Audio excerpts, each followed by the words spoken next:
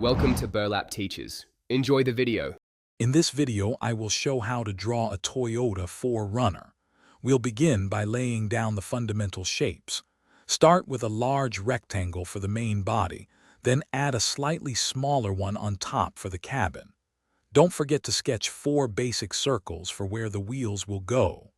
This initial step is crucial for getting the proportions just right. Now, let's bring out some of the 4Runner's iconic features. Gently curve the body lines and add those prominent fender flares.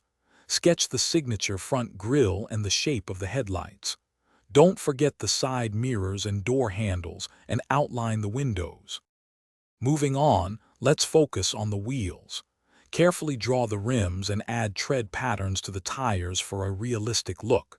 Next, define the front and rear bumpers, giving them their characteristic rugged appearance.